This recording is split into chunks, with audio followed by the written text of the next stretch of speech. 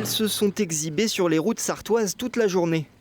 240 voitures de légende, construites entre 1951 et 1973, ont fait briller les yeux de spectateurs passionnés, venus spécialement pour les admirer. Ça marchait bien à l'époque, aujourd'hui c'est différent, mais bon voilà. On est un peu nostalgique, on va dire. C'est un peu l'ADN de l'automobile. On était dans une époque où on faisait de magnifiques choses avec peu de choses en fait. Et puis on sait que c'est des voitures, ça fait partie du patrimoine.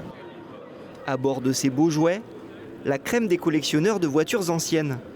Une clientèle mordue d'automobile qui dispose d'une aisance financière certaine et de quelques notions de pilotage. Ce matin, en gardant un petit peu la concurrence, on s'est placé 3e à 1 seconde du leader. On va voir sur le circuit, c'est là où j'ai fait l'école de pilotage, donc je suis un peu chez moi au Mans, je suis ravi. C'est des voitures qui vivent énormément, qui glissent beaucoup, un peu trop même parfois, mais non, c'est très sympa. C'est pas du tout aseptisé, c'est beaucoup plus sympa que les modernes, je trouve. Et le plaisir de ces amateurs est pris très au sérieux par une organisation au rouage bien huilé.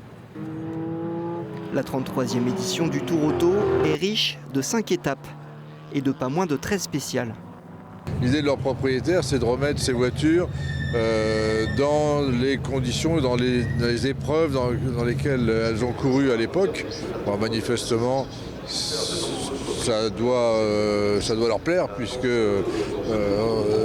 on refuse un peu plus de monde tous les ans. Donc en tant qu'organisateur, on est très content.